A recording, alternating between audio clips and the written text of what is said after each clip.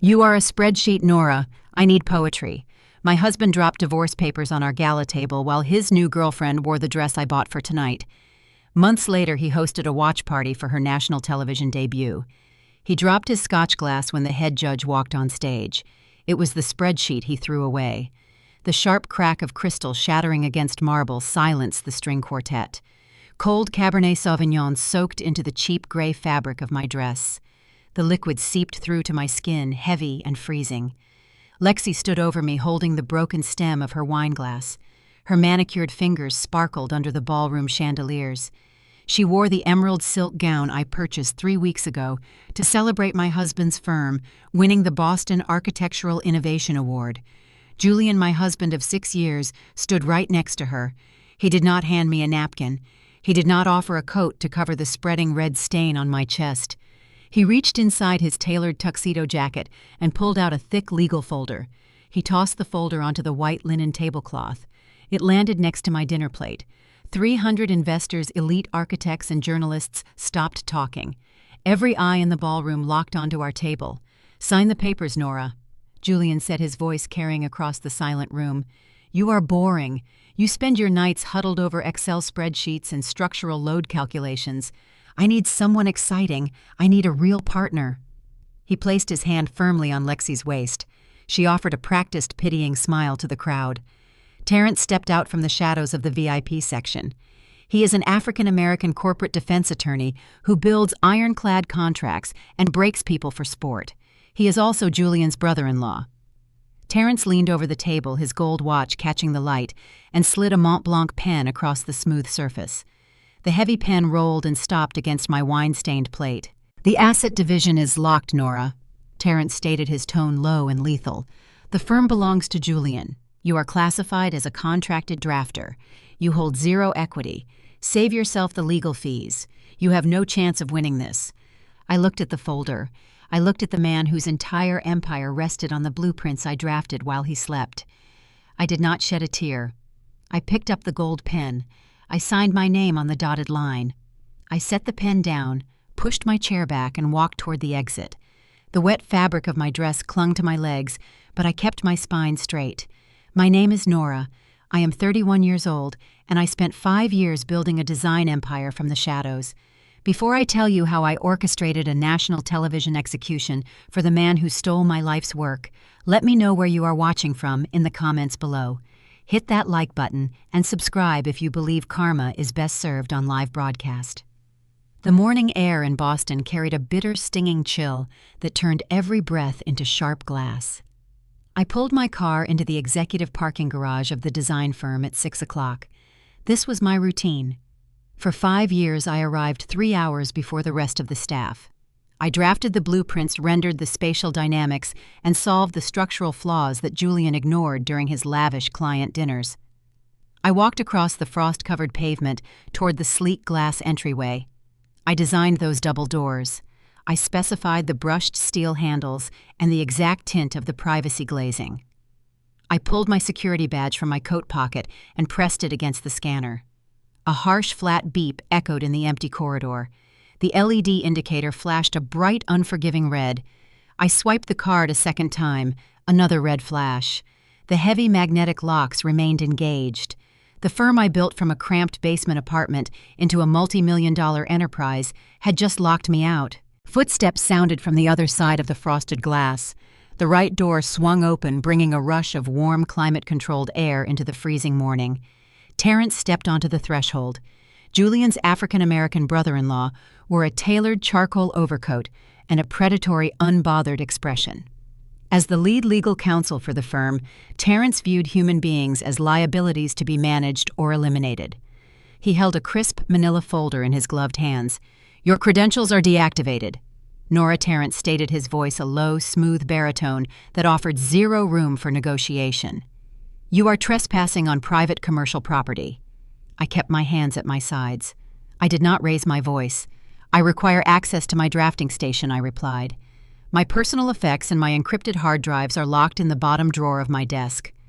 Terrence let out a short, humorless breath. He opened the folder and extracted a single sheet of heavy legal paper. He extended his arm, pressing the document against my chest until I reflexively took it. "Read the header," he instructed. I looked down at the stark black ink. It was a temporary restraining order signed by a county judge at 8 o'clock last night. The ink on my divorce papers was barely dry before Julian rushed to the courthouse to secure a legal barricade. I scanned the justification clause printed near the bottom of the page. The plaintiff Julian cited an immediate and credible threat of corporate sabotage. The order explicitly banned me from coming within 500 feet of the office, the warehouse, or any active project sites to prevent the destruction of proprietary company assets. "You categorized me as a security threat," I asked, meeting Terrence's cold gaze. "We categorized you as a disgruntled former contractor," Terrence corrected smoothly. "A contractor who just underwent a sudden marital separation and might harbor vindictive intentions toward the firm's intellectual property. The restraining order is a standard preventative measure. My intellectual property I countered, taking a step closer to the threshold. Every blueprint in that server room originated from my drafting table. The structural algorithms for the Harbor Front project are my proprietary formulas. The supply chain matrix for the imported materials took me 3 years to cultivate. Julian does not even know the passcode to access the primary design vault." Terrence adjusted his cashmere scarf. "The legal definition of ownership disagrees with you, Nora. You performed that work using company software on company time under a marital business structure that Julian holds the sole controlling stake in. Therefore, every render, every algorithm, and every vendor contact belongs exclusively to the firm. They were not just firing me. They were executing a calculated intellectual heist. The physical hard drives locked in my desk contained 5 years of specialized architectural assets. Without those drives, Julian had nothing but empty charm to sell to his investors. He needed my brain, but he wanted to erase my name from the final product. I need my physical drives," I said, maintaining a rigid, unwavering tone. "The physical hardware belongs to me. It contains my personal identification files and my tax records. Any personal items will be boxed and shipped to your residential address within 14 business days," Terrence replied, stepping back and preparing to close the door. "The hard drives have already been seized by our IT department for forensic auditing. We must ensure you did not siphon any corporate data before your departure." He was stalling. He knew Julian needed time to reverse engineer my security protocols and claim my upcoming collections as his own. Movement caught my eye from the glowing warmth of the main lobby. Lexi strolled out from the executive suites. She held a steaming cup of artisan coffee, her posture radiating an unearned, arrogant victory. She stopped a few feet behind Terrence, safe behind the invisible barrier of the restraining order. The visual strike landed harder than the legal document. Lexi was wearing a houndstooth wool blazer. It was not hers. It was a custom-tailored piece I had draped over my ergonomic drafting chair the previous afternoon. She had not just taken my husband and my firm. She was physically wearing the remnants of my displaced life, wearing my clothes like a trophy plundered from a conquered enemy. Lexi offered a slow, deliberate smirk. She raised the coffee cup to her lips, her eyes locking onto mine through the glass. She did not say a word. The blatant theft of my personal garment communicated everything she needed to say. She believed she had won the war without ever stepping onto the battlefield. My phone vibrated in my coat pocket, a sharp mechanical buzz against my hip. I kept my eyes fixed on Lexi as I pulled the device free. The notification banner displayed a new text message from Julian. I swiped the screen open. The message was brief, devoid of any shared history or human decency. "Do not try to steal my company's documents," Julian wrote. "The transition is finalized. Move on." He called it a transition. He rebranded a hostile takeover of my intellectual labor as a simple administrative shift. He truly believed his charm and Terrence's legal maneuvering could replace the thousands of hours of rigorous, grueling design work I had poured into the firm's foundation. He thought removing the architect would not compromise the structural integrity of his empire. I looked at Terrence standing guard at the door. I looked at Lexi parading around in my blazer in the lobby I designed. I looked down at the restraining order in my hand. They expected a scene. They expected me to scream, to pound my fists against the tempered glass, to beg for access to my life's work. They wanted the satisfaction of watching the boring, predictable wife unravel on the freezing pavement. I folded the restraining order neatly in half. I folded it a second time, creating a sharp, precise square, and slid it into my pocket. "Tell Julian I appreciate the legal clarity, Terrence," I said, my voice dropping to a frigid, echoing calm. "Make sure he studies those blueprints carefully. He is going to need to know how to read them when the foundation starts cracking." Terrence frowned, a momentary flicker of uncertainty crossing his hardened features. He opened his mouth to deliver another legal threat, but I did not wait to hear it. I turned my back on the glass doors. I walked across the frost-bitten parking lot, my heels clicking a steady, unwavering rhythm against the asphalt. The biting New England winter wind whipped against my face, but the cold only sharpened my focus. Julian had severed my access to the building and stolen my digital archives. He believed he had stripped me of my ammunition. He failed to realize that the archives were just copies. The actual source code for every brilliant design his firm had ever produced remained safely locked inside my own mind. I reached my car and gripped the door handle. A sudden, sharp realization hit me. I needed to hire a litigator who operated outside of Terrence's sphere of influence. I needed capital to secure a ruthless attorney who could unpick the corporate loopholes Julian had exploited. I slid into the driver's seat and started the engine. I navigated out of the commercial district, steering my vehicle toward the nearest branch of my bank. I intended to withdraw my half of the liquid assets from our joint marital account. The intellectual property theft would take months to unravel in a courtroom, but I required immediate cash to build my war chest. I pulled into the bank parking lot, unaware that Julian and Terrence had already anticipated my next move. The locks on the office doors were just the preliminary strike. The real execution was waiting for me at the teller's counter. The heavy glass doors of the Chase Bank branch offered a brief respite from the biting Boston cold. I walked straight toward the teller line, my posture rigid, my mind calculating the exact retainer fee a top-tier litigation firm would demand. Julian's sudden hostility indicated he intended to fight a scorched-earth legal battle over the firm's assets. I needed an aggressive attorney, and aggressive attorneys required massive upfront capital. I bypassed the ATM machines, needing a certified cashier's check to transfer my half of our joint liquid assets into a private secure account. I approached the counter and slid my debit card and driver's license across the polished stone surface.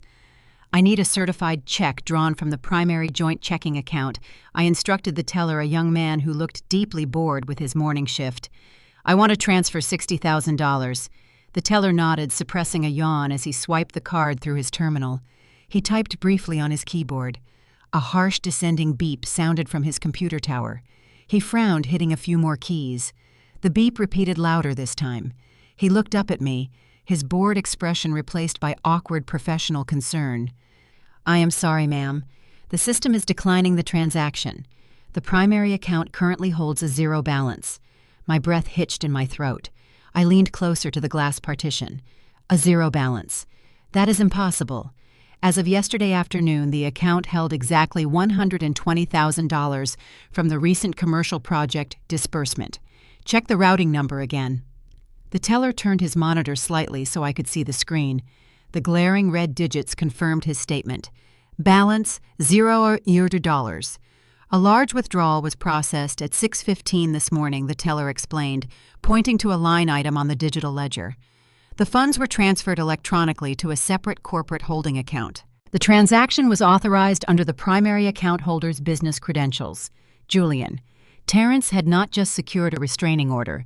He had weaponized the fine print of our corporate charter. Because Julian was technically listed as the sole proprietor of the design firm on the founding documents, a naive concession I made 5 years ago, to simplify tax filings, Terrence used that corporate authority to drain our personal joint account. He classified the marital funds as emergency operational capital, moving the money out of my legal reach before the bank opened its doors. They had systematically stripped me of my workplace, my intellectual property, and my financial liquidity in less than 12 hours. I stood at the teller counter, the reality of my complete financial vulnerability setting in. I did not possess a secret savings account. I had reinvested every spare dollar I earned back into the firm, believing I was building a future alongside my husband. Julian knew this. He knew executing the transfer would leave me entirely defenseless. I thanked the teller, quietly retrieved my identification, and walked out of the bank. The cold air hit my face, sharp and punishing. I pulled my keys from my pocket, intending to drive to the nearest legal aid clinic to explore emergency injunction options. I pressed the unlock button on my key fob. Nothing happened. The headlights of my sleek black SUV did not flash. The familiar mechanical click of the locks disengaging did not sound. I pressed the button again, harder this time. Silence. I walked up to the driver's side door and pulled the handle. It remained firmly locked. I peered through the tinted window. A bright yellow sticker, the kind used by aggressive towing companies, was slapped directly over the ignition column. A heavy, dark-colored tow truck was idling at the edge of the parking lot. A man in a high-visibility jacket leaned out of the passenger side window, holding a clipboard. "Are you Nora?" he shouted across the frozen asphalt. I nodded, gripping my useless key fob. "We received an electronic repossession order 10 minutes ago," the driver yelled back, showing absolutely zero remorse. "The vehicle is registered under a corporate fleet lease. The corporate office reported the vehicle stolen by an unauthorized user. The ignition has been remotely disabled. We are towing it back to the dealership. Step away from the car, lady." I took a slow, deliberate step backward. Julian had not just emptied my bank account. He had tracked my location using the SUV's internal GPS and deployed a repossession team to strand me in a public parking lot. The sheer vindictive cruelty of the maneuver was breathtaking. He wanted to physically break me down. He wanted me freezing, penniless, and trapped. My phone vibrated in my coat pocket, a jarring disruption to the silent humiliation unfolding around me. I pulled the device free. A text message banner glowed on the screen. The sender was Valerie, Julian's older sister and Terrence's wife. Valerie was a woman who navigated Boston society with the grace of a bulldozer, substituting old money connections for actual personality. She had always viewed my middle-class upbringing and relentless work ethic with naked disdain. I swiped open the message. The text was a masterclass in elite cruelty. "Julian left $500 in cash at the front reception desk for you," Valerie wrote. "Use it to call a cab and disappear. We are exhausted by your constant need for validation. A boring spreadsheet-obsessed woman like you clinging to this family is pathetic. Take the hint, Nora. You are done here." I read the message twice. I did not delete it. I saved it, preserving the venom as a reminder of exactly who I was dealing with. I stood alone in the Chase Bank parking lot. The tow truck driver engaged the hydraulic lift, hoisting my vehicle into the air with a loud, grinding metallic screech. I reached into my coat pocket and pulled out my small leather wallet.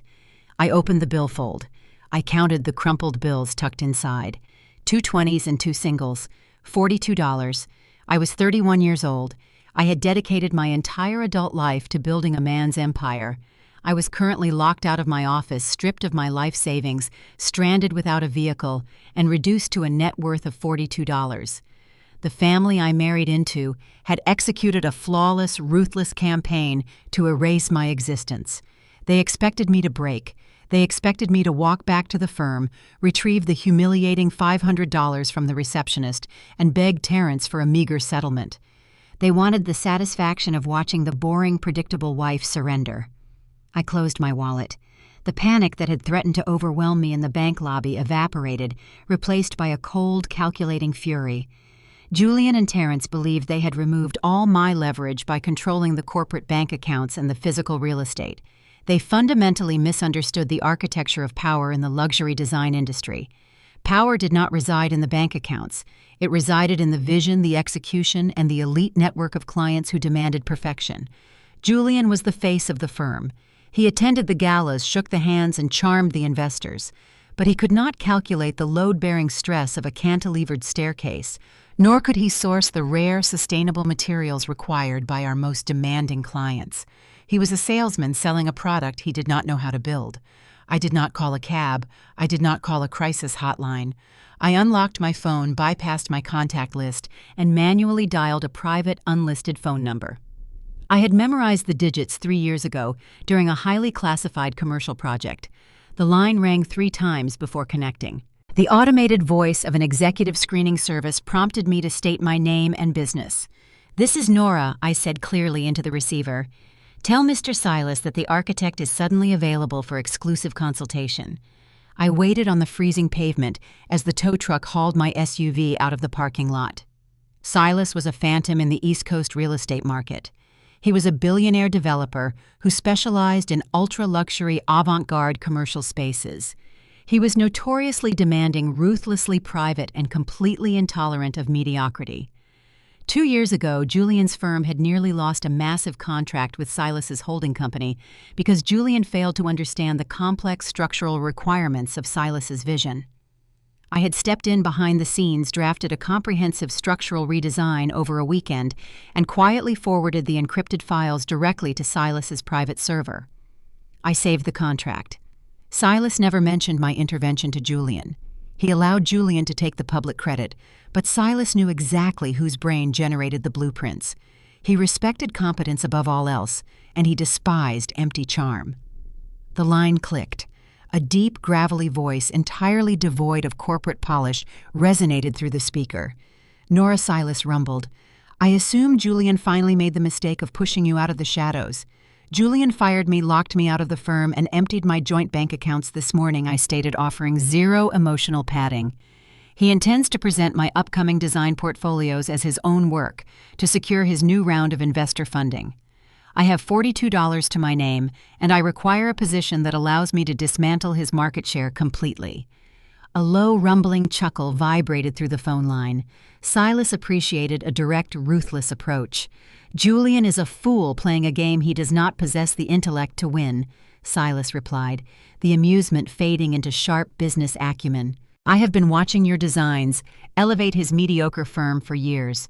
I am launching a new elite design syndicate, Onyx and Oak.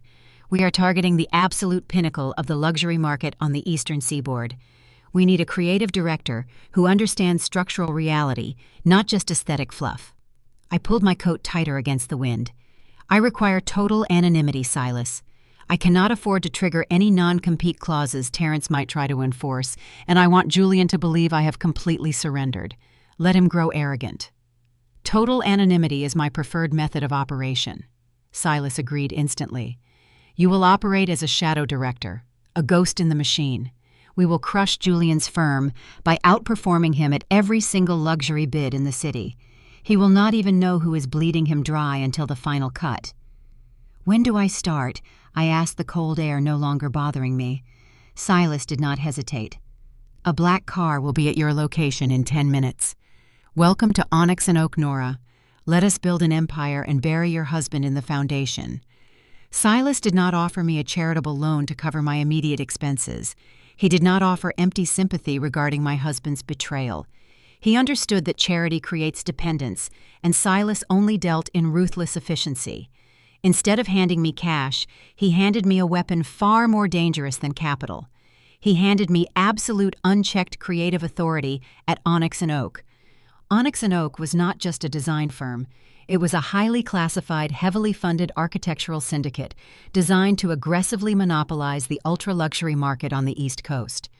My position as the anonymous creative director granted me access to unlimited resources, elite manufacturing contacts, and a mandate to destroy the competition through sheer, undeniable excellence. The first step was complete erasure.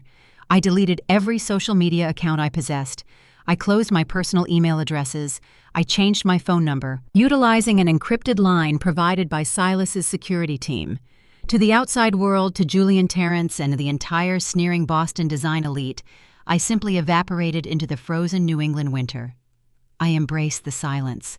The isolation became my armor. For the next 8 months, my entire existence shrank to the perimeter of a sprawling, heavily guarded design studio located in an unmarked warehouse in South Boston. I worked 18 hours a day, fueled by black coffee and a cold, crystallized determination that left no room for grief. I did not design pretty rooms. I engineered spatial experiences. I utilized rare, sustainable materials sourced directly from private quarries in Italy and sustainable timber farms in Scandinavia. I integrated complex hidden technology into minimalist, brutalist aesthetics, creating spaces that responded to the inhabitants' needs with silent, invisible efficiency. Onyx and Oak launched these collections through private, invite-only showcases, targeting the wealthiest, most discerning clientele in the region. We bypassed traditional marketing entirely. We operated on whispered recommendations among billionaires, hedge fund managers, and international dignitaries. The strategy was devastatingly effective. Within months, Onyx and Oak became the most coveted elusive design firm on the East Coast. Our client waiting list stretched into the next decade. Competitors were losing multi-million-dollar bids to a phantom firm they could not research and a creative director they could not identify. While I was meticulously building an empire in the shadows, Julian and Lexi were loudly, aggressively performing their success in the spotlight. Despite my digital blackout, Silas's intelligence team kept me thoroughly briefed on my ex-husband's public maneuvers. They monitored his corporate filings, his press releases, and crucially, Lexi's explosive social media presence. Julian had fully embraced his role as the visionary architect. He threw lavish parties at his penthouse, granting interviews to glossy lifestyle magazines where he discussed his unique design philosophy and his brilliant new partner, Lexi. Lexi was leveraging Julian's stolen resources to catapult herself from a mid-tier design influencer to a prominent industry figure. Her Instagram feed, boasting over 2 million followers, was a curated barrage of private jets, designer wardrobes, and carefully staged photos of her pretending to draft blueprints in my old office. 6 months after the lockout, the intelligence team forwarded me a video that made the blood freeze in my veins. It was a promotional reel for Lexi's highly anticipated debut exhibition titled The Intimate Collection.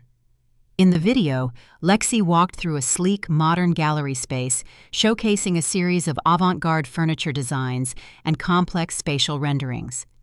I created this collection to reflect a deeper, more profound understanding of organic flow and structural integrity. Lexi purred to the camera, her hand resting delicately on a cantilevered obsidian dining table. It represents months of my own intense personal creative exploration. I stared at the screen, my jaw tight. The cantilevered obsidian table was not her creation. The unique interlocking joint system connecting the stone base to the glass top was a complex engineering problem I had spent 6 weeks solving in my cramped basement apartment 3 years ago. The spatial renderings she displayed in the background featured a specific patented lighting integration algorithm I had coded myself. Lexi had not designed a single element of the intimate collection. She had simply raided the encrypted hard drives Julian and Terrence stole from my desk during the lockout. She had taken my unfinished proprietary concepts, slapped her name on them, and presented them to the world as her own creative genius. The audacity was staggering, but Julian's complicity was even worse. A subsequent intelligence report revealed that Julian was actively using Lexi's stolen collection to secure a massive new round of venture capital funding. He paraded her designs in front of prominent investors, claiming her fresh perspective and massive social media reach were driving the firm's explosive new growth phase. He was raising millions of dollars based entirely on the intellectual property he had legally barred me from accessing. Julian and Lexi were intoxicating themselves with unearned victory. They were convinced their ruthless legal tactics had permanently neutralized me. They believed the quiet, boring wife they had discarded was too broken and impoverished to ever mount a challenge. Their arrogance blinded them to the reality that they were building a fragile glass house on a foundation of stolen blueprints. I watched the promotional video one final time, observing Lexi accept the unearned praise of her sycophantic followers. I did not feel the crushing despair they intended to inflict. I did not experience a desperate urge to publicly expose their fraud. A public accusation would merely result in a messy, protracted legal battle governed by Terrence's manipulative tactics. Julian would claim I was a bitter, delusional ex-wife trying to steal the spotlight from his brilliant new partner. The media would devour the drama, turning my life's work into cheap tabloid fodder. I closed the video file and turned my attention back to the massive digital drafting board in my office. I was currently finalizing the architectural plans for a $50 million private estate in the Hamptons, a contract Onyx and Oak had recently secured by effortlessly outbidding Julian's firm. Let them have their stolen exhibition, I told Silas during our weekly strategy briefing. Let Julian raise his venture capital on Lexi's fraudulent portfolio. The higher they climb on that stolen scaffolding, the more devastating the impact will be when I pull the support beams. Silas nodded, a grim, satisfied smile playing on his lips. You are building a very high gallows, Nora. I want the execution to be spectacular, I replied, my focus returning to the structural load calculations on my screen. I want it broadcasted. I continued my silent, relentless work, allowing Julian and Lexi to gorge themselves on fake prestige. I waited patiently in the dark, refining my designs, expanding Onyx and Oak's dominance, and preparing for the precise moment when their hubris would finally outpace their stolen talent. The trap was set, the bait was taken. I merely needed a large enough stage to spring it. The arrogance of Julian and Lexi finally reached a critical, irreversible tipping point 10 months after they locked me out of my own firm. The catalyst was not a new real estate development or a high-profile corporate merger. It was a reality television show. My intelligence team intercepted the press release before it officially hit the wire. Julian was preparing to announce a massive media coup that would in his mind cement his legacy as the premier architectural force in the nation. Lexi had been selected as a featured contestant on the upcoming season of the Design Mastermind. The Design Mastermind was the most aggressive, highly rated architectural competition show on primetime television. It was a brutal crucible where designers faced grueling structural challenges, strict budgets, and the punishing critiques of industry titans. The winner received $1 million prize and unparalleled national exposure. Julian was not just supporting his new partner's television debut. He was gambling his entire empire on her success. Further investigation by Silas's financial analysts revealed a staggering level of financial exposure. Julian had leveraged the firm, heavily utilizing the company's core assets as collateral to secure a massive line of credit. He funneled millions of dollars into an aggressive public relations campaign designed to manufacture a pre-show narrative portraying Lexi as a generational design prodigy. He was betting everything on a single outcome. Julian believed that a national television victory for Lexi, heavily branded with his firm's logo, would skyrocket their corporate valuation, allowing him to launch an initial public offering and take the company public on the National Stock Exchange. He was risking the firm I built on the televised performance of a woman whose entire portfolio consisted of blueprints stolen from my encrypted hard drives. I received a covert video recording from a contact within Boston's social scene. It showed Julian hosting a lavish champagne-soaked celebration party at his penthouse to announce Lexi's casting. Terrence and Valerie were prominently featured, raising their glasses, toasting the impending national fame and the massive financial windfall they believed was guaranteed. They looked incredibly smug, absolutely certain that their ruthless tactics had secured their permanent dominance. I watched the footage on the massive high-definition monitor in my private office on the 50th floor of the Onyx and Oak headquarters. I did not feel panic. I did not feel the familiar sting of betrayal. I felt the cold, sharp thrill of a hunter watching their prey willingly walk into a cage and lock the door from the inside. The heavy glass door of my office swung open. Silas strode in, bypassing the visitor chairs and walking directly to my desk. He did not offer a greeting. He dropped a thick, leather-bound contract onto the center of my desk with a heavy, satisfying thud. "The ink dried 20 minutes ago," Silas stated, his gravelly voice carrying a note of dangerous anticipation. The network executives were exceptionally eager to secure our capital backing for the upcoming season. I looked down at the contract. The embossed silver logo of the television network gleamed under the recessed lighting. I opened the heavy cover and scanned the primary clauses.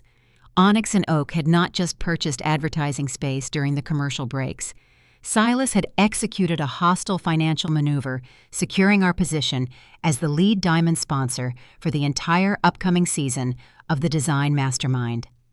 Our financial contribution was so substantial that it essentially bought us controlling influence over the production itself. The contract granted Onyx and Oak exclusive rights to dictate the final design challenges, supply the raw materials for the contestants, and crucially appoint the final deciding guest judge for the live season finale. I traced a finger over the signature line where Silas had committed millions of our corporate funds to secure this leverage. Julian is leveraging his entire firm on Lexi's ability to win this competition, I said, looking up at the billionaire developer. He believes he has purchased enough PR influence to guarantee her victory.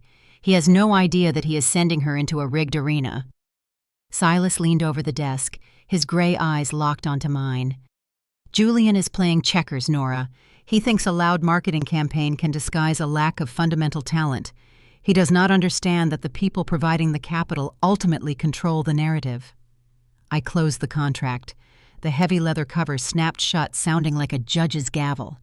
Julian had stolen my life's work and attempted to erase me from the industry.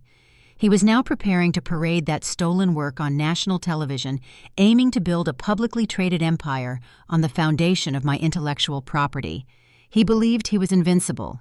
He did not know that the invisible anonymous creative director of Onyx and Oak now held the power to dictate the rules of his most critical game.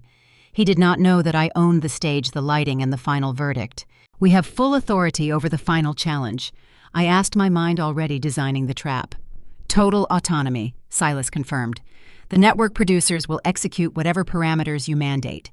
They are terrified of losing our sponsorship. You control the arena, Nora. How do you intend to use it? I turned my chair, looking out the floor-to-ceiling windows at the sprawling Boston skyline. Julian's firm was located in a sleek tower just a few miles away. He was likely sitting in his office right now, admiring Lexi's promotional photos, dreaming of ringing the bell at the stock exchange. I am not going to sabotage her early in the season, I stated, my voice echoing slightly against the glass. I will let her advance. I will let Julian spend his leveraged millions promoting her. I will let them climb all the way to the live finale, fueled by their own arrogance and my stolen blueprints. I want them at the absolute peak of their confidence before I drop the floor out from under them. I turned back to Silas, my strategy crystalline and unforgiving.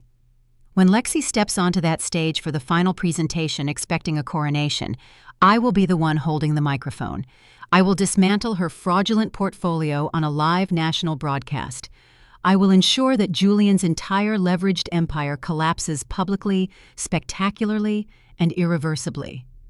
Silas smiled, a slow, predatory expression that matched my own. An execution on live television, he murmured approvingly. It is dramatic, brutal, and highly effective. Very well, Nora. Prepare the final challenge. Let us see how your replacement handles the pressure when she actually has to understand the math. The promotional trailer for the upcoming season of The Design Mastermind aired during a major televised sporting event, ensuring maximum national exposure. I sat in the executive screening room at Onyx and Oak, the massive digital wall displaying the slick, high-budget montage. The network had invested heavily in the drama, focusing on the high stakes and the intense personalities of the competitors. The trailer cut rapidly between shots of tense drafting sessions, chaotic construction sites, and dramatic judging panels. Then the screen focused entirely on Lexi.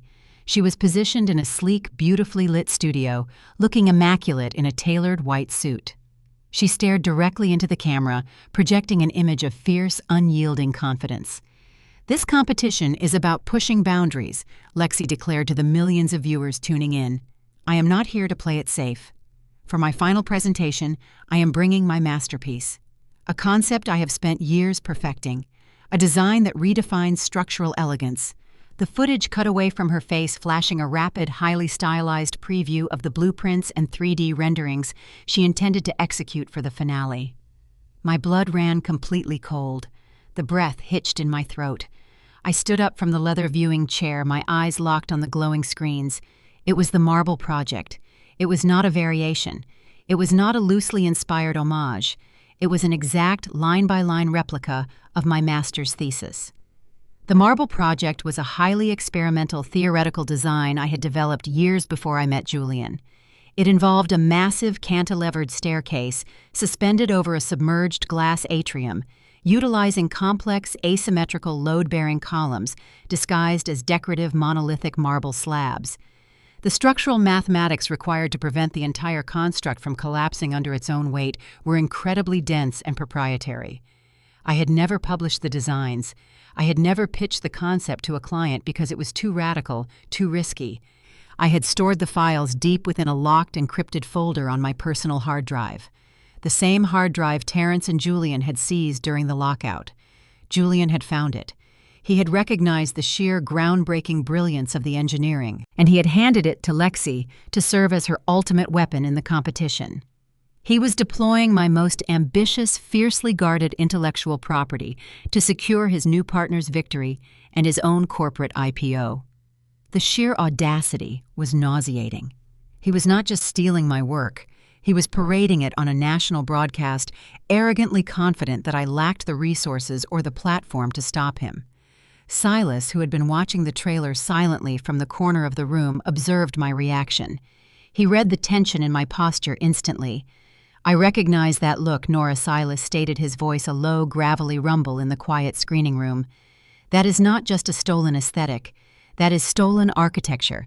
That is my master's thesis," I replied, my voice tight, fighting to maintain my composure. "It contains structural load calculations that only 3 engineers in the country could independently verify. Julian gave her my blueprints. He gave her my brain." Silas moved toward the intercom panel on the wall. "I will have the legal team file an emergency injunction within the hour. We will shut down the production. We will sue Julian's firm into oblivion for gross intellectual property theft before the first episode even airs. No." The command left my lips sharply echoing in the large room. Silas paused, his hand hovering over the intercom button. He turned slowly, raising a questioning eyebrow. "You want to let them broadcast stolen property? If we file an injunction now," I explained, my mind racing as a new, far more devastating strategy formed, "Julian will deploy Terrence. Terrence will stall the proceedings in court for years. Julian will claim Lexi independently developed a similar concept. The network will quietly edit her out of the show to avoid liability, and Julian's firm will survive. He will pay a fine, settle out of court, and move on to steal someone else's work." I walked closer to the frozen image of Lexi on the screen, her smug, earned confidence glaring back at me. "A lawsuit is a fine, Silas," I continued, my voice dropping to a frigid, calculated calm. "I do not want to find Julian. I want to execute his career. I want to dismantle his leveraged empire so completely that he can never secure a single dollar of investment capital again." Silas lowered his hand from the intercom. He leaned against the wall, crossing his arms, intrigued. "Explain the execution." "We let them proceed," I stated, turning away from the screen to face the billionaire developer. "We let Julian spend his leveraged millions promoting Lexi and the Marble Project. We let the network build the hype. We let Lexi climb onto that stage during the live finale, convinced she is about to secure a $1 million prize and a national coronation using my stolen brilliance." And then Silas prompted. And then I replied, "I enforce the sponsor contract. I dictate the terms of the live finale. But I require one absolute condition from the network producers." "Name it," Silas said. "My identity as the guest judge must remain strictly classified until the moment I walk onto the stage during the live broadcast," I demanded. "No press leaks, no promotional teasers featuring my face. Julian and Lexi cannot know who is waiting for them in the judge's chair. They must walk into the arena completely blind." Silas smiled, a dark, terrifying expression that confirmed he fully grasped the brutality of the plan. "A public execution requires the condemned to believe they are walking toward a throne," he murmured. "I will personally guarantee the non-disclosure agreements with the production team. Your identity will remain a ghost until the cameras are rolling." The trap was now fully armed. Julian had handed me the perfect weapon. He believed he was using my genius to elevate his empire, completely unaware that he had just armed the very explosive that would reduce his entire leveraged life to ash on national television. I did not need a courtroom. I had a live audience of millions, and I was going to teach them all how to read a blueprint. The scale of Onyx and Oak's financial involvement in the design mastermind did not remain a secret within the industry for long. While my personal identity as the creative director was fiercely protected by ironclad non-disclosure agreements. The sheer volume of capital our syndicate was injecting into the production became the primary topic of conversation among Boston's architectural elite. We were outspending every major design firm on the East Coast. We owned the promotional blocks, the material supply lines for the set, and the VIP hospitality suites for the finale. Julian, driven by a toxic combination of ambition and financial desperation, recognized an opportunity to secure a monumental advantage. He understood that aligning his firm directly with the primary sponsor of the television show could practically guarantee Lexi's victory and legitimize his impending initial public offering. He did not know he was walking directly into a snare I had meticulously designed. Julian dispatched Terrence to initiate contact with Onyx and Oak's corporate representatives. He sent his most aggressive, uncompromising legal weapon to secure an exclusive distribution and promotional partnership.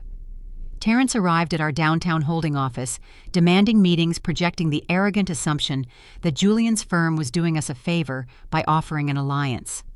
I monitored the negotiations remotely via an encrypted audio feed routed directly into my private office.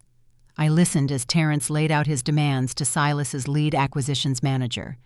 My client represents the most dynamic, highly visible architectural talent currently operating in this market. Terrence stated, his voice carrying that familiar polished menace. We are offering Onyx and Oak the exclusive right to manufacture and distribute the furniture lines Lexi will debut during the television finale. In exchange, we require a guaranteed primetime promotional spot during the broadcast and a contractual assurance that the judging panel will heavily favor sustainable modern integration, the exact aesthetic Lexi is presenting. Terrence was attempting to legally rig the competition in broad daylight. He was demanding that the sponsor force the judges to crown Lexi the winner, leveraging her stolen designs for a guaranteed corporate payout. I unmuted my microphone, communicating directly with my acquisitions manager through his earpiece. Offer them the high-risk sponsorship package, I instructed coldly. Give Terrence exactly what he is asking for regarding the promotional spots and the distribution rights. Make the potential payout look irresistible. Then insert the catastrophic failure clause. My acquisitions manager followed the directive flawlessly. He presented Terrence with a newly drafted, heavily weighted contract. It offered Julian's firm an unprecedented percentage of the profits from Lexi's anticipated victory, effectively promising to solve Julian's leveraged debt crisis in a single massive payout. It was bait dripping with financial salvation. However, the contract contained a single lethal stipulation buried deep within the liability section. I had drafted the clause myself, ensuring the legal language was pristine and unbreakable. The clause mandated that in the event the sponsored competitor was disqualified, formally accused of intellectual property theft, or found guilty of plagiarism during the broadcast, the sponsoring firm would face an immediate catastrophic penalty for damaging the reputation of the Onyx and Oak brand. The penalty was not a financial fine. It was total corporate forfeiture. Julian's firm would be required to transfer 100% of its voting shares, its physical assets, and its active contracts directly to Onyx and Oak. I listened through the audio feed as Terrence reviewed the document. I heard the quiet rustle of heavy paper as he turned the pages. I anticipated resistance. I expected the ruthless defense attorney to flag the forfeiture clause and demand its removal. But Terrence made a fatal, arrogant miscalculation. He read the plagiarism clause, and I heard him let out a short, dismissive scoff. He viewed the stipulation as standard boilerplate network protection. He knew Lexi had stolen the marble project from my hard drives, but he also knew he had personally supervised the confiscation and wiping of my physical workstation. He believed my original files were entirely destroyed. He believed there was zero remaining evidence proving I was the original architect. Terrence assumed the plagiarism clause was unenforceable because he believed the victim had no proof. He allowed his arrogance to override his legal caution. The terms are aggressive, Terrence noted to the acquisitions manager, his voice reflecting a dangerous overconfidence. But my client is not concerned with failure clauses. The intellectual property Lexi is presenting is entirely secure. We accept the parameters. I will have Julian execute the signature this afternoon. I muted my microphone and leaned back in my chair. A cold, sharp satisfaction settled over me. Terrence, the man who had handed me a restraining order in the freezing parking lot, the man who had facilitated the theft of my life's work, had just reviewed the instrument of his own destruction and deemed it safe. He had read the exact mechanism that would dismantle his brother-in-law's empire, and he had confidently advised him to sign it. The trap was primed. I only needed Julian to pick up a pen. Julian did not hesitate. Driven by the mounting pressure of his over-leveraged debt and intoxicated by the prospect of a massive nationally televised victory, he ignored basic corporate caution. He trusted Terrence's arrogant assessment of the legal risks. He viewed the high-risk sponsorship contract not as a potential guillotine, but as a golden ticket. Later that afternoon, a courier delivered the executed document to the Onyx and Oak headquarters. I stood in my office, the heavy leather-bound folder resting on my desk. I opened it to the final page. Julian's signature was scrawled across the bottom line in thick blue ink. The notary stamp sat beside it, confirming the legal validity of the agreement. He had actually done it. He had signed away his entire company, his physical assets, and his future, betting it all on the assumption that my stolen blueprints were untraceable. I ran my finger over the fresh ink. The sheer breathtaking hubris required to steal a master's thesis and then legally guarantee its originality against total corporate forfeiture was staggering. Julian and Terrence believed they had committed the perfect crime. They had locked the architect out, wiped the hard drives, and secured a lucrative distribution deal. They thought they were invincible. My phone buzzed on the desk, a notification from the intelligence team monitoring Julian's digital footprint. I opened the alert. Julian had just posted a new photo on his public Instagram account. The image showed him standing on the balcony of his luxury penthouse, the Boston skyline stretching out behind him. He held a lit cigar in one hand and a crystal tumbler of scotch in the other. He wore a custom-tailored suit projecting an image of effortless, untouchable wealth. Lexi stood beside him, leaning into his shoulder, her face radiating a smug, triumphant smile. I read the caption Julian had typed below the photo. "Secured the biggest partnership in the firm's history today," Julian wrote, adding a champagne bottle emoji. "The view from the top is incredible. The boring, predictable people will always stay at the bottom complaining about the rules. The exciting ones break the rules and claim the summit. Here is to the future." I stared at the screen, a cold, crystalline fury settling into my chest. He was publicly celebrating the theft of my intellectual property. He was subtly mocking me, reinforcing the narrative he had used when he threw the divorce papers on the gala table. He truly believed he had discarded the boring, tedious wife and upgraded to a superior, exciting partner, utilizing my own genius to fund the transition. He was throwing a victory party on the deck of a sinking ship. Silas walked into my office, glancing at the executed contract resting on my desk. He noted the rigid tension in my posture and looked at the glowing screen of my phone. He took the bait. Silas observed his gravelly voice devoid of surprise. He signed the forfeiture clause. "He signed his own death warrant," I corrected quietly, locking my phone and setting it face down. "He is celebrating right now. He thinks he outmaneuvered Onyx and Oak. He thinks Terrence secured a flawless victory." Silas chuckled, a low, dangerous sound. "Let him celebrate, Nora. The higher a man climbs on a rotten ladder, the more devastating the impact when the rungs snap. The legal framework is now impenetrable. The trap is closed. What is our next move?" "We wait," I replied, turning my attention back to the massive digital drafting board dominating the wall of my office. We let the network execute their promotional campaign. We let Julian continue to leverage his remaining assets to fund Lexi's public relations push. We let them build an empire on a foundation of sand. We do nothing until the cameras are rolling on the live finale. I picked up my digital stylus and began adjusting the load-bearing calculations on a new skyscraper design. The waiting was the most agonizing phase of the operation, but it was also the most crucial. I needed Julian to feel completely unassailably secure. I needed him to invest every ounce of his ego and every dollar of his credit line into Lexi's televised performance. I needed the destruction to be absolute. For the next 2 months, I maintained my strict anonymity. I directed the Onyx and Oak design teams, securing massive international contracts and steadily choking off Julian's firm from the high-end luxury market. Julian, blinded by the impending television broadcast, barely noticed the slow, deliberate erosion of his local market share. He was too focused on the bright lights of the upcoming finale. The production crew for the design mastermind finalized the set construction in a massive soundstage in New York City. The marketing campaign reached a fever pitch, plastering Lexi's face across billboards and digital ads nationwide. Julian hosted lavish pre-finale dinners, boasting to his investors about the inevitable surge in their corporate valuation. He was entirely oblivious to the reality that the executioner was already in the building, finalizing the script for his public downfall. The signature on my desk guaranteed the financial ruin. The live broadcast would guarantee the public humiliation. The stage was set. The audience was gathering. I just had to wait for the red light on the camera to illuminate. The night of the live finale arrived with the heavy electric tension of an impending storm. In Boston, Julian transformed his $8 million penthouse into a staging ground for his anticipated corporate coronation. He did not host a simple viewing party. He hosted a strategic investor summit masked as a celebration. My intelligence team provided a detailed guest list.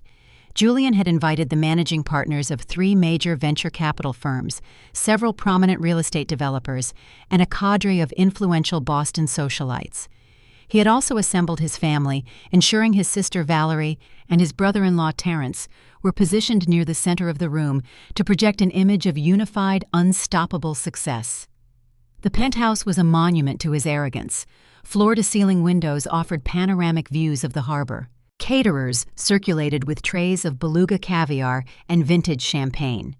A massive high-definition projection screen dominated the main living area, tuned to the network broadcasting the design mastermind. Julian worked the room exuding the polished, aggressive charm of a man who believed he held a winning lottery ticket. He clinked glasses with investors, loudly predicting the massive spike in their firm's valuation once Lexi secured the national title. He bragged about the exclusive distribution contract Terrence had negotiated with Onyx and Oak, framing it as a masterstroke of corporate strategy. He was selling a future built entirely on my stolen past. 200 miles away in a sprawling production facility in New York City, the atmosphere was a controlled, frantic chaos. Production assistants with headsets hurried down narrow corridors. Camera operators calibrated their equipment. The noise was constant, a low roar of anticipation leading up to the live national broadcast. I sat in a private, heavily guarded dressing room. The network executives had honored Silas's ironclad non-disclosure agreements. My name did not appear on any call sheets. My face had not been captured by a single promotional camera. To the production crew outside my door, I was simply the anonymous, highly demanding representative of their primary financial sponsor. I looked at my reflection in the brightly lit vanity mirror. I did not recognize the woman staring back at me.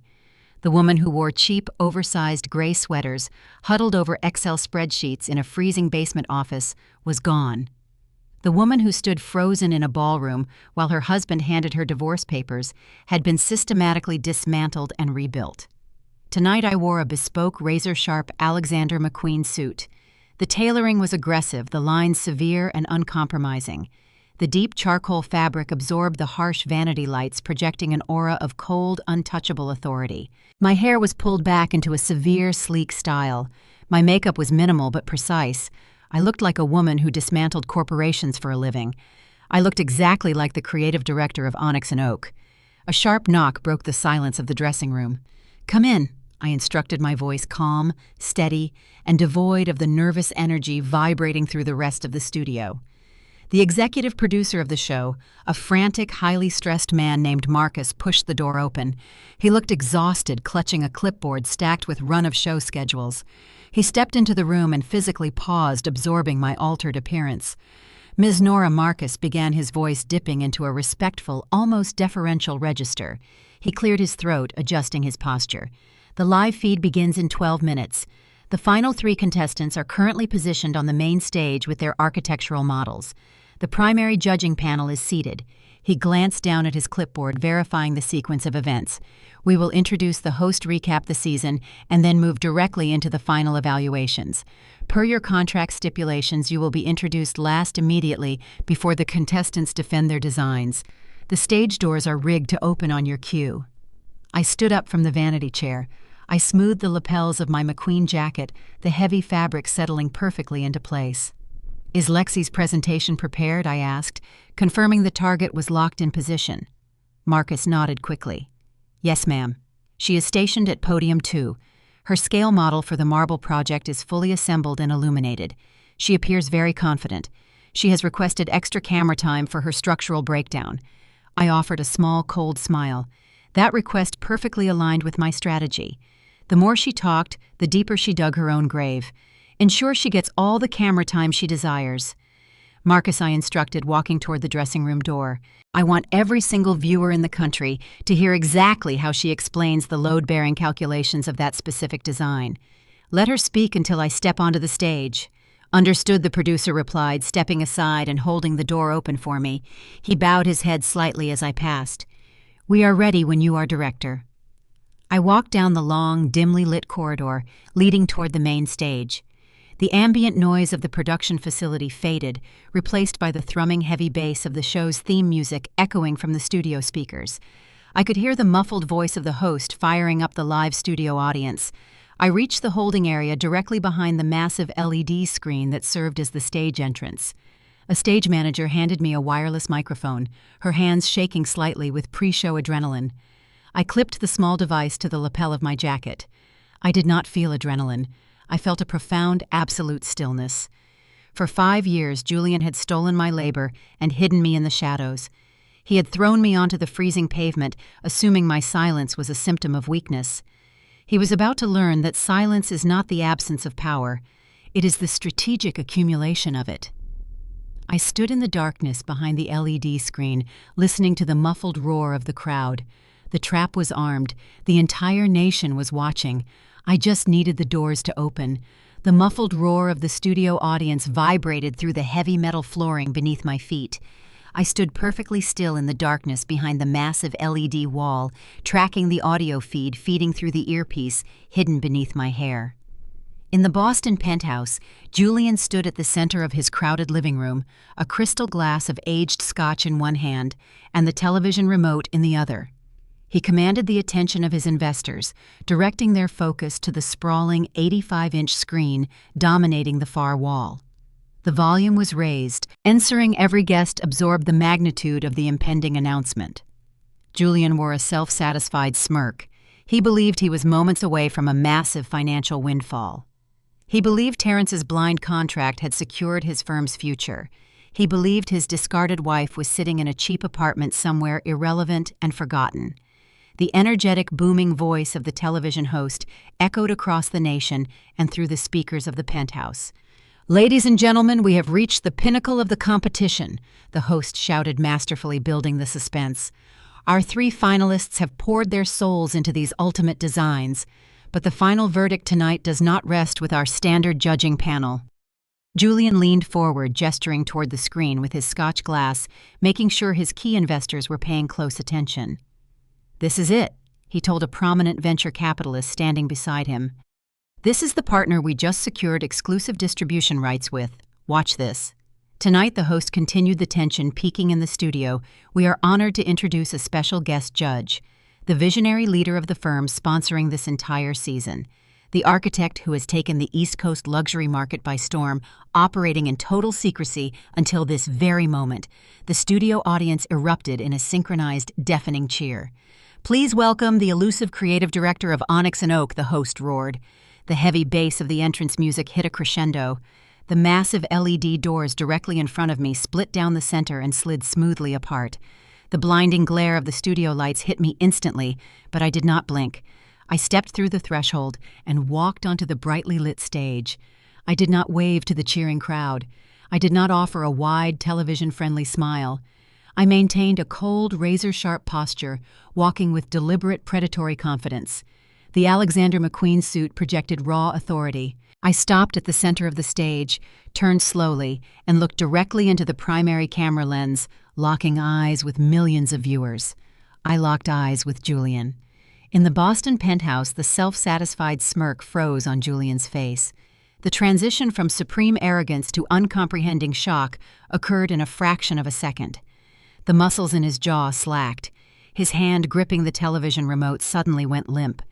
The heavy metallic remote slipped from his fingers. It plummeted toward the ground, crashing against the polished Italian marble floor with a loud, jarring clatter. The sound cut sharply through the sophisticated murmur of the watch party.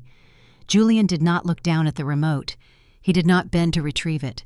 He stood paralyzed, his eyes wide and fixed on the high-definition projection of my face. His mind desperately fought to reject the visual information his eyes were transmitting. The boring, spreadsheet-obsessed woman he had thrown onto the street was staring back at him as the unseen billionaire architect he had just tethered his entire corporate empire to. A few feet away, Valerie let out a sharp, involuntary gasp. The elegant crystal wine glass she held slipped through her fingers.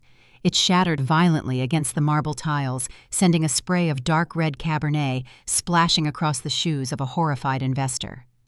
Valerie did not apologize. She stared at the screen, her mouth hanging open in sheer disbelief. Terrence, the ruthless corporate defense attorney who never missed a detail, rapidly blinked his eyes as if trying to clear a hallucination. He took a stumbling step closer to the massive screen, his brow furrowing as he attempted to process the catastrophic reality unfolding before him. He had personally reviewed the high-risk sponsorship contract. He had personally advised Julian to sign the forfeiture clause, assuring him the intellectual property was secure. He realized in real time that he had handed the executioner a signed confession. Back in the New York studio, the audience continued to applaud, unaware of the devastation occurring in Massachusetts. I turned my attention away from the main camera and looked across the stage toward the final 3 contestants. They stood beside their elaborately lit architectural models, awaiting my judgment. My gaze bypassed the first 2 competitors and locked onto Lexi. Lexi stood beside the illuminated, highly detailed scale model of the marble project. She wore a stunning backless designer gown, her hair styled to perfection. She had spent the last hour flashing confident, winning smiles to the roving cameras.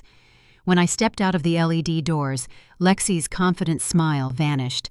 The blood drained rapidly from her face, leaving her looking sickly and pale under the harsh studio lights. Her perfectly manicured hands gripped the edge of her presentation podium so tightly her knuckles turned a stark white. She stopped breathing. She recognized the Alexander McQueen suit. She recognized the cold, unwavering stare. She recognized the woman whose life's work she had stolen and claimed as her own. Lexi realized the woman she had publicly humiliated, the woman whose husband and firm she had usurped, was now holding the microphone and wielding the power to decide her national fate. The host gestured grandly toward me. "We are thrilled to have you here, Director. The floor is yours. Please evaluate the finalists." I raised the microphone. I did not greet the host. I did not acknowledge the cheering crowd. I kept my eyes fixed entirely on Lexi. "Let us begin with the design at Podium 3. I stated, my voice echoing coldly through the studio speakers and across the national broadcast. I walked slowly, deliberately toward the trembling woman and the stolen blueprints of my master's thesis. I approached Lexi's presentation podium with slow, measured steps. The studio audience grew quiet, sensing a sudden, dramatic shift in the atmosphere. The heavy silence stretched across the stage, thick and suffocating. Lexi gripped the edges of her display table, her knuckles white, her eyes wide with a frantic, trapped terror. I did not raise my voice. I did not hurl insults. Emotional outbursts allow the guilty party to play the victim. I wielded my expertise like a scalpel, cutting away the facade to expose the theft beneath. I stopped in front of the illuminated scale model of the marble project. I observed the cantilevered staircase, the submerged glass atrium, and the decorative monolithic slabs. It was an exact, breathtaking replica of my master's thesis, stolen from my encrypted hard drive.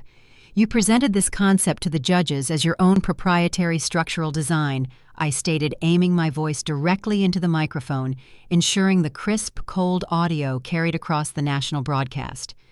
"You claim this layout represents your deep understanding of organic flow and load-bearing dynamics." Lexi swallowed hard, a bead of sweat tracing a visible line through her heavy television makeup. "Yes," she managed to whisper, her voice trembling slightly. "It is my original concept." I nodded once, a sharp, dismissive motion. I leaned closer to the model, pointing a single manicured finger at the rear corner of the suspended staircase. "If this is your original structural calculation," I continued, my tone shifting into a rigorous academic interrogation, "then you can easily explain a glaring anomaly in the load distribution. Please detail for the audience why you utilized a 1-to-4 ratio for the steel support beams anchoring this specific cantilevered joint rather than the standard 1-to-3 ratio required for this volume of marble." The question was highly technical, specific, and impossible to answer using basic interior design knowledge. It required advanced architectural engineering comprehension. Lexi froze. Her mouth opened, but no sound emerged. Her eyes darted wildly toward the production crew, seeking an exit, an interruption, any escape from the searing spotlight. She looked back at the model, desperately searching for a clue she did not understand. "The 1-to-4 ratio," Lexi stammered, her hands shaking visibly on the podium. It It provides a more aesthetic suspension. It allows for greater visual lightness. I did not let her flounder. I cut her off with brutal precision. It provides a catastrophic structural failure. I corrected my voice, echoing off the studio walls. A 1-to-4 ratio under that specific weight load would cause the entire staircase to shear off the anchor point within 6 months of construction. I turned away from the trembling contestant and looked directly into the primary camera lens, addressing the millions of viewers watching from their living rooms and directly addressing Julian in his Boston penthouse. She cannot explain the calculation because she did not perform the math I stated, maintaining a steady, unwavering gaze into the lens. She did not draft the blueprints. She did not design this structure. The studio audience gasped, a collective intake of breath rippling through the dark arena. The host, standing a few feet away, looked panicked, unsure whether to intervene or let the live television gold continue. This design, I continued enunciating every syllable with devastating clarity, is a direct line-by-line replica of my own master's thesis, drafted 3 years ago. The contestant simply altered the color palette of the renders. Lexi let out a strangled, high-pitched sob. Her knees buckled slightly, but she caught herself on the edge of the podium. Furthermore, I added, delivering the final fatal blow. The 1-to-4 ratio error she just attempted to justify is not a functional design choice. It is a deliberate, mathematically flawed watermark I embedded into my early draft files to detect intellectual property theft. She copied the file verbatim, including the trap I set. Lexi crumpled. She covered her face with her trembling hands, a harsh, tearing sob escaping her throat. She had built a massive social media following on the illusion of genius. In less than 3 minutes, I had stripped away the illusion, exposing her as a fraud on a live national broadcast. Her career as a design influencer, her lucrative brand partnerships, and her public credibility evaporated before my eyes. I did not offer her a comforting word. I did not look at her again. I turned my attention back to the primary camera, ensuring the true target of my execution heard the final verdict. Onyx and Oak does not sponsor plagiarism. I announced, my voice dropping an octave, cold and absolute. This contestant is formally disqualified, and the corporate entity providing her financial backing will face the immediate severe consequences outlined in their sponsorship agreement. I lowered the microphone. The live broadcast cut abruptly to a commercial break, the screen flashing to a generic network logo. The execution was complete. The trap had snapped shut, breaking the bones of Julian's leveraged empire. The real devastation, however, was just beginning to unfold in a penthouse 200 miles away. The sprawling $8 million penthouse in Boston transformed from a site of triumphant corporate coronation into a scene of chaotic, unmitigated disaster the exact moment the broadcast cut to commercial. Julian stood paralyzed in the center of the living room, the shattered pieces of his Scotch glass glinting on the marble floor near his expensive leather shoes. The massive 85-inch screen on the wall had gone dark, displaying only the generic network logo, but the echo of my voice accusing his firm of intellectual property theft and declaring severe contractual consequences still hung in the air like a physical weight. The invited investors, the venture capitalists, and the prominent real estate developers did not offer words of comfort. They did not wait for an explanation. The sophisticated murmur of the watch party abruptly escalated into a sharp, panicked din. Phones began ringing incessantly. The harsh, overlapping chimes of incoming calls and frantic text alerts filled the room. The executives Julian had aggressively courted all evening were suddenly backing away from him, their faces tight with fury and financial terror. They were fielding urgent calls from their own risk management teams, watching their anticipated investments vanish into a highly publicized scandal.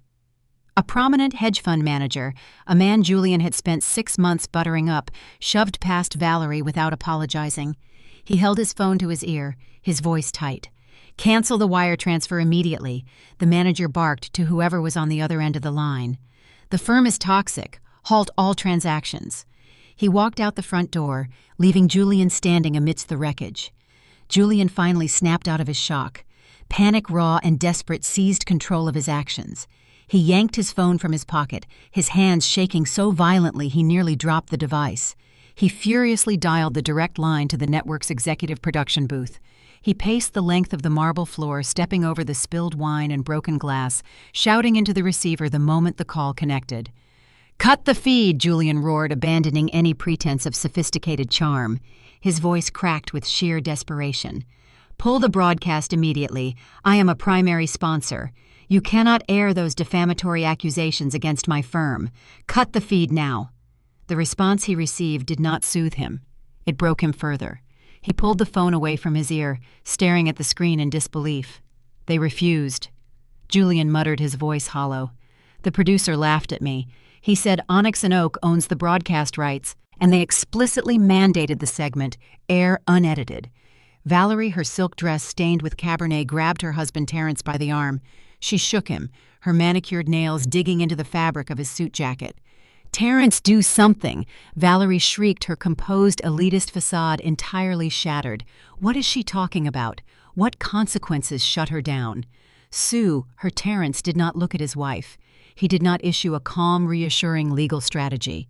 The ruthless corporate defense attorney, the man who had confidently advised Julian to sign the high-risk sponsorship contract, looked as though he had just been handed a terminal diagnosis. He pulled his iPad from his leather briefcase with jerky, uncoordinated movements. He rapidly opened his encrypted files, frantically swiping through the digital documents until he located the executed contract with Onyx and Oak. He scrolled past the lucrative distribution terms and the promised television exposure, zooming in directly on the liability section he had previously dismissed. Terrence read the plagiarism and defamation clause again. This time he did not view it as a mere network formality. He read the text knowing that the accuser held undeniable time-stamped proof and had just executed the claim on live national television. The color drained completely from Terrence's face, leaving his skin a sickly ashen gray.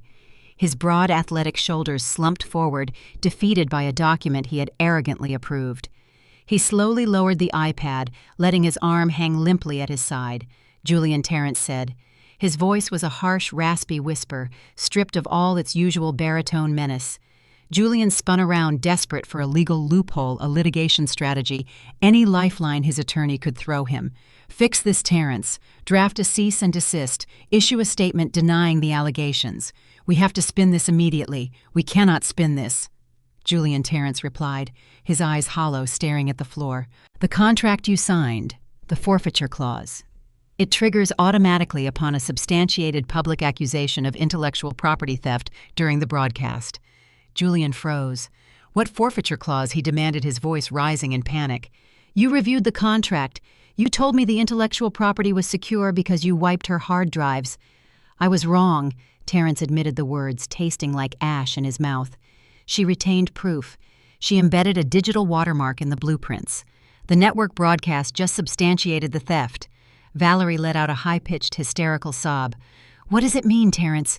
What are the consequences? Tell me." Terrence slowly lifted his head and looked at Julian. The realization of the total, unmitigated disaster settled over the two men. "It means the penalty is activated," Terrence explained, his voice breaking. "We do not just owe Onyx and Oak a fine, Julian. The penalty is corporate forfeiture. 100% of your voting shares, your physical assets, and your active contracts are immediately forfeit to the sponsor to cover reputational damages." Julian stumbled backward, colliding heavily against the edge of a marble side table. Terrence took a shuddering breath, delivering the final devastating blow. "Julian," he choked out, "we lost the company. We lost everything." The precise moment the studio director yelled, "Cut," signaling the end of the live broadcast segment, an automated protocol initiated deep within the secure servers of Onyx and Oak. The trap did not rely on human intervention. It functioned on predetermined, relentless algorithms. Before I even removed the lapel microphone in the New York studio, a high-priority, legally binding email bypassed the spam filters and landed directly in the primary inbox of Julian's corporate server. Copies were simultaneously routed to his personal email, to Terrence's legal department, and crucially, to the major financial institutions holding the heavily leveraged debt Julian had acquired to fund Lexi's public relations campaign. The email was not a negotiation. It was an execution order. The subject line read, "Formal Notice of Corporate Forfeiture and Asset Seizure." The body of the email, drafted weeks ago by Silas's most ruthless contract litigators, detailed the exact breach of the high-risk sponsorship agreement. It cited the live, nationally broadcasted confirmation of intellectual property theft as a catastrophic violation of the morality and reputational clauses. The email outlined the immediate consequences. Pursuant to Section 14, subsection C of the executed contract, Julian's firm was legally mandated to transfer 100% of its voting shares, all physical commercial real estate holdings, and all active client portfolios to the Onyx and Oak Holding Group, effective immediately. The transfer was not subject to appeal or arbitration. It was an automatic forfeiture, triggered by the very theft Julian had proudly paraded on television. In the span of exactly 3 minutes, Julian transitioned from the arrogant CEO of a rising architectural empire to an unhoused bankrupt liability holding zero assets. I sat in the quiet sanctuary of the studio dressing room, the heavy Alexander McQueen jacket draped over the back of my chair. I poured myself a glass of sparkling water, ignoring the frantic commotion outside my door. The production crew was scrambling to manage a hysterical, disqualified contestant, but that was no longer my concern. My work was finished. My encrypted cell phone, resting on the vanity counter, began to vibrate with violent, sustained intensity. I glanced at the screen. Julian's name flashed across the display. I did not answer. The phone stopped vibrating only to immediately light up again. He was panic dialing. I sat back, sipping the cold water, and watched the digital notification counter climb rapidly. 3 missed calls, 7 missed calls, 11 missed calls. He was trapped in the wreckage of his Boston penthouse, watching his investors flee, reading the forfeiture email, and realizing the full, terrifying scope of his mistake. The man who had callously thrown divorce papers onto a gala table, mocking my spreadsheets and calling me boring, was now frantically begging those same spreadsheets for mercy. The notification counter hit 14 missed calls. He wanted to scream at me. He wanted to deploy Terrence to issue empty legal threats.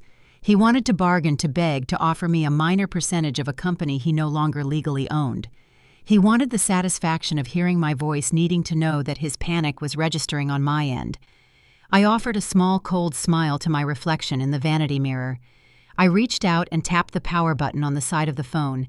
I held it down until the screen went entirely black, severing the connection completely. I did not need to hear his frantic bargaining. I did not need to absorb his desperate anger. The legal documents spoke louder and with far more permanence than any shouting match could achieve. The ink he applied to the blind contract had sealed his fate, and the paper required no translation. The silence I provided was absolute, and it was the most devastating response I could deliver. I stood up, gathered my belongings, and prepared to fly back to Boston to claim my newly acquired property. The morning air in Boston carried a brittle, biting chill that perfectly matched my intent. I arrived at the luxury residential tower precisely at 8 o'clock. I did not announce my arrival to the concierge. I did not require permission to access the building. I held the master keycards to the entire estate. I stepped into the private elevator leading to the penthouse. I was not alone. Flanking me was a team of 4 senior forensic auditors from Onyx and Oak, dressed in sharp, identical gray suits, carrying heavy Pelican cases filled with diagnostic equipment. They were deployed to seize the physical servers and secure the remaining physical assets of the firm. Standing directly beside me, however, was the most unexpected addition to the invasion force. Terrence, the African-American corporate defense attorney, stood stiffly in the elevator, his posture projecting an uneasy mix of calculation and forced submission. Less than 12 hours ago, Terrence had watched the live broadcast detonate his brother-in-law's empire. He had reviewed the forfeiture clause he arrogantly approved, realizing his legal advice had cost Julian everything. Terrence did not possess family loyalty. He possessed an acute, ruthless instinct for survival. He worshipped power and legal authority above all else. When he recognized that Julian's ship had irrevocably sunk, he did not attempt to bail water. He swam directly to the dreadnought that destroyed it. He had contacted Silas's legal team at 4 a.m, offering his services and his intimate knowledge of Julian's hidden accounts in exchange for professional amnesty. Onyx and Oak accepted utilizing him as the ultimate psychological weapon for the final eviction. The elevator doors chimed and slid open, granting direct access into the sprawling foyer of the penthouse. The air inside smelled of stale cigar smoke, spilled wine, and palpable despair. The remnants of the disastrous watch party littered the marble floors. I walked purposefully toward the main living area, my heels clicking a sharp, authoritative rhythm against the stone tiles. The auditors fanned out immediately, heading toward the home office to secure the electronic devices. Julian emerged from the hallway leading to the master suite. He looked entirely broken.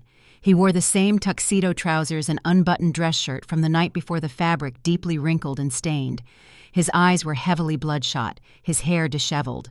The arrogant, untouchable architect who had thrown divorce papers at me was entirely gone. He froze when he saw me standing in his living room. His gaze darted frantically from my tailored suit to the team of auditors securing his property. Then his eyes landed on the man standing by my side. Terrence Julian rasped, his voice rough and laced with sudden, desperate confusion. "What are you doing here? Did you draft an injunction? Are you here to sue her?" Julian took a stumbling step forward, pointing an accusing finger at me. "Get her out of my house," Terrence called security. "She has no right to be here." Terrence did not flinch. He did not offer his brother-in-law a sympathetic glance. He stepped forward smoothly, his face a mask of cold, professional detachment. He reached into his leather briefcase and extracted a crisp, formal document bearing the heavy seal of the county court. He extended his arm, holding the paper out toward Julian. "I am not here to sue her," Julian Terrence stated, his deep baritone, completely devoid of familial warmth. "I am currently retained as auxiliary legal counsel for the Onyx and Oak Holding Group." Julian stared at Terrence, his mind struggling to process the staggering betrayal. You work for her now." Terrence shoved the document against Julian's chest, forcing the ruined man to take it. "I work for the legal owner of these assets," Terrence corrected smoothly, prioritizing legal reality over personal history. "Pursuant to the Forfeiture Clause, you executed the corporate entity previously known as your firm, including all associated real estate holdings utilized as collateral, now belongs entirely to Nora. This penthouse is a corporate asset." Julian looked down at the eviction notice, his hands trembling violently. "You are trespassing on Onyx and Oak property," Julian Terrence concluded, delivering the final merciless blow. "You have exactly 1 hour to pack your personal effects and vacate the premises. If you are not gone by 9 o'clock, I will have building security physically remove you." The sound of heavy luggage wheels rolling across the hardwood floor broke the tense silence in the penthouse living room. Lexi emerged from the master hallway, dragging 2 massive designer suitcases behind her. She did not wear the triumphant, arrogant expression she possessed when parading around in my stolen blazer. Her face was pale, devoid of the heavy television makeup, revealing a frantic, desperate panic. Her career as a design influencer was entirely annihilated. The national broadcast had exposed her as a fraud, and the impending lawsuits from the network and her former sponsors would guarantee her financial ruin. She stopped near the entryway, her grip tight on the luggage handles. She did not look at me. She directed her fury entirely at the man who had promised her an empire. "You told me the intellectual property was secure!" Julian Lexi screamed, her voice shrill and echoing off the vaulted ceiling. She pointed an accusing finger at him, her face contorting with rage. "You said Terrence wiped her drives. You promised me this show would make us untouchable. You destroyed my entire life." Julian, still clutching the eviction notice Terrence had shoved into his chest, flinched. "Lexi, please," he begged, his voice cracking. "We can hire a crisis management team. We can spin the narrative. I still have contacts. You have nothing." Lexi spat, her tone dripping with absolute disgust. "You are bankrupt, Julian. You do not even own the apartment we are standing in. You are a fraud who needed your boring wife to do the actual work." She did not wait for his response. She shoved her shoulder aggressively against Julian's chest, knocking him off balance, and marched out the front door, pulling her heavy suitcases behind her. She did not look back. The heavy oak door slammed shut, severing the partnership Julian had sacrificed his marriage to build. Julian stood alone in the center of the ruined living room. He had lost his company. He had lost his wealth. His legal counsel had defected to the enemy. His new partner had abandoned him in disgust. The magnitude of his sudden absolute destitution finally crushed the last remaining pillars of his ego. His knees buckled. He collapsed onto the cold marble floor, landing heavily near the shattered remnants of the wine glass Valerie had dropped the night before. He did not attempt to stand back up. He knelt on the stone, his shoulders shaking as he began to weep. The sound was pathetic, a wet, ragged sobbing that echoed through the quiet penthouse. "Nora, please," Julian gasped, looking up at me from the floor. Tears streamed down his face, tracking through the dirt and sweat. "Please, you cannot do this. I was wrong. I was arrogant. I made a terrible mistake." I looked down at the man kneeling at my feet. I observed his ruined clothing, his bloodshot eyes, and his desperate, groveling posture. I did not feel a sudden surge of pity. I did not feel the urge to offer comfort. I felt a cold, clinical detachment. "Just give me 10%, Julian pleaded, raising his trembling hands toward me in a gesture of supplication. 10% of the firm's equity. Let me keep the minority stake. I can work as a junior consultant. I will do whatever you ask. Just do not throw me out onto the street. We were married, Nora. We built this together. Please have some mercy." I did not step back. I maintained my position, staring down at him with unwavering focus.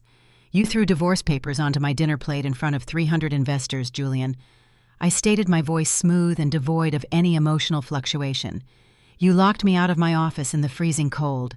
You emptied my bank account, disabled my vehicle, and left me stranded with $42. You did not offer mercy. You offered a masterclass in brutality."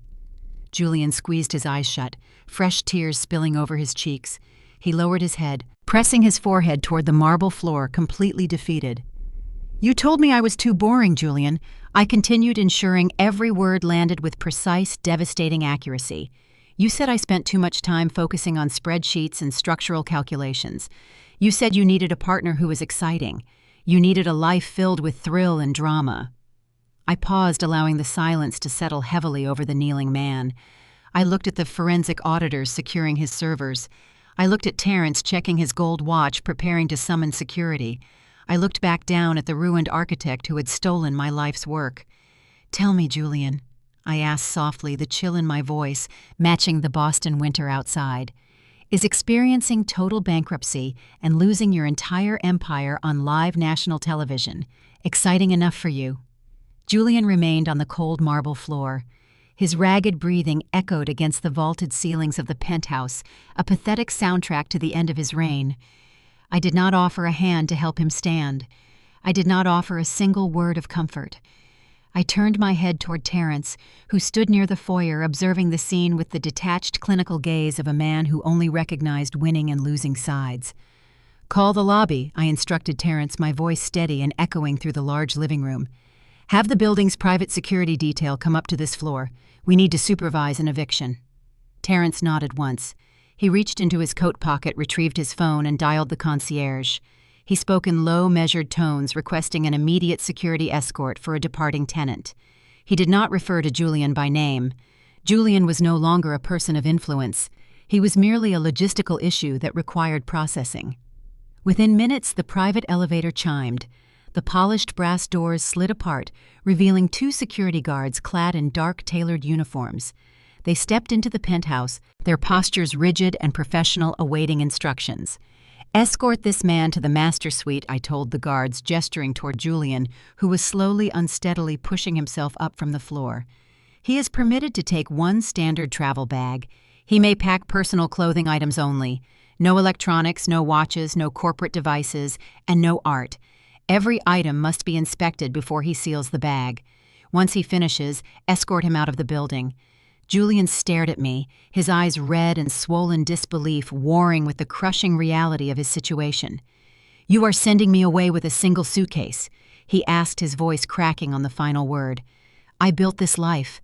I paid for these things. You funded this lifestyle using lines of credit secured by my intellectual property." I corrected him, keeping my tone educational and frigid. "You own nothing here. The suits in your closet belong to the holding company. The watches in your display case are corporate assets. You are leaving this building with the exact same net worth you left me with in the freezing parking lot 1 year ago. In fact, I am being generous. I am not forcing you to walk to a bank to find out your balance is zero." Julian looked toward Terrence, seeking a final, desperate legal intervention. Terrence simply clasped his hands in front of him, staring blankly ahead, ignoring the unspoken plea. The lawyer had already calculated the odds and chosen the victor. The two security guards stepped forward, flanking Julian on either side. They placed firm hands on his shoulders, guiding the ruined architect down the long, art-lined hallway toward the master bedroom. I followed a few paces behind, intending to oversee the extraction personally. I needed to ensure the erasure of his presence was thorough and undeniable. The master suite was a disaster zone littered with the debris of the aborted television watch party. Empty champagne flutes cluttered the nightstands. Discarded designer jackets lay crumpled on the velvet chaise lounge. The room reeked of stale alcohol and failed ambition. Julian stumbled toward his expansive walk-in closet. He pulled a medium-sized canvas duffel bag from the top shelf. His hands shook so severely he struggled to grip the zipper. He began pulling plain t-shirts and denim jeans from the cedar drawers, stuffing them haphazardly into the bag. He reached for a row of custom-tailored Italian suits hanging on cedar racks. "Leave them," I commanded from the doorway. The security guards immediately stepped closer to Julian, their physical presence enforcing my directive. "Those are classified as professional wardrobe expenses purchased through the firm's accounts. They stay." Julian recoiled, his hand dropping away from the expensive fabric. He moved toward a velvet-lined jewelry drawer, reaching for a gold Patek Philippe watch. One of the guards intercepted his hand, closing a gloved grip over Julian's wrist. "The lady said no jewelry." The guard rumbled, his voice deep and uncompromising. "Step back from the drawer, sir." Julian let out a defeated, hollow sigh. He backed away, his shoulders slumped, retreating to the pile of basic cotton shirts. He zipped the canvas duffel bag closed. The bag looked small, entirely inadequate for a man who had spent the last decade projecting an image of boundless wealth. He slung the strap over his shoulder. The weight of it seemed to pull him further toward the ground. He walked back out into the main living area, escorted closely by the security detail. The forensic auditors from Onyx and Oak were already dismantling his home office. They unplugged servers, bagged hard drives into evidence containers, and cataloged every piece of electronic hardware. They did not pause their work to watch Julian pass. They treated him as an irrelevant obstacle, a ghost haunting a space he no longer possessed. We reached the foyer. The private elevator doors stood open, waiting to swallow the debris of his life. Julian stopped just inches from the threshold of the elevator car. He turned around, clutching the canvas strap of his bag, and looked at me one final time. He looked around the sprawling penthouse, taking in the marble floors, the sweeping views, the life he had stolen and subsequently destroyed. He opened his mouth, perhaps searching for a final apology, a closing argument, or a parting insult. I did not give him the opportunity to speak. I stepped forward and pressed the call button on the wall panel. The elevator chimed a crisp electronic note. The heavy brass doors began to slide together, narrowing the gap between us. Julian's face disappeared behind the closing metal panels, his expression frozen in a mask of permanent, unending regret. The doors sealed shut with a heavy, satisfying thud. The digital floor indicator above the elevator began to tick downward. 50, 49, 48.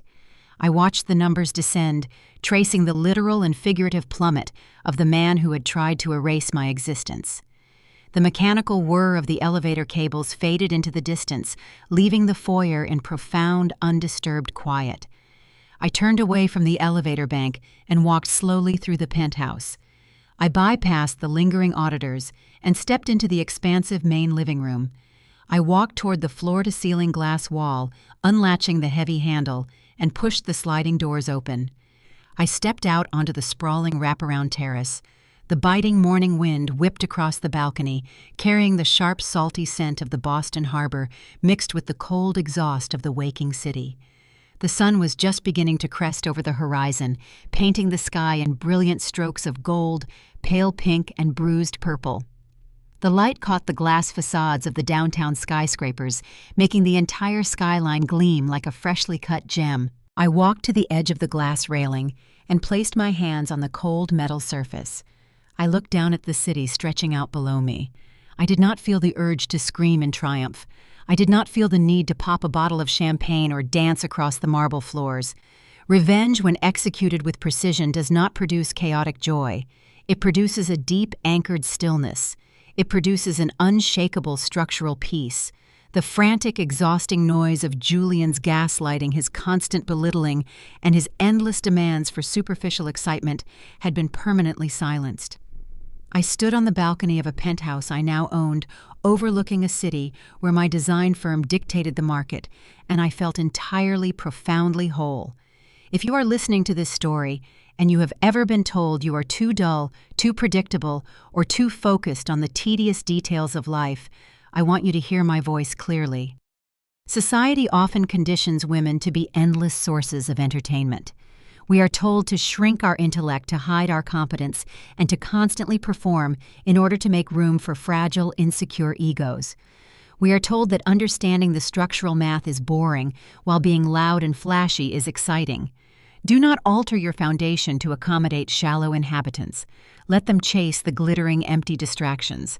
Let them mock your spreadsheets, your quiet nights, and your relentless dedication to the unglamorous work. Use your silence as a shield. Build your infrastructure in the dark where their mocking voices cannot reach you. Let your competence be the mortar that binds your empire together. Do not waste your energy trying to convince them of your worth. Instead, focus on acquiring the leverage that renders their opinions entirely irrelevant. And when their poorly constructed stolen lives inevitably collapse under the weight of their own staggering arrogance, do not offer them a safety net.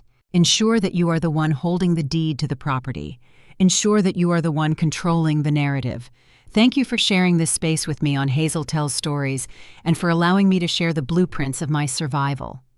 If you understand the value of quiet construction and the power of a flawless execution, please like this video and subscribe to the channel.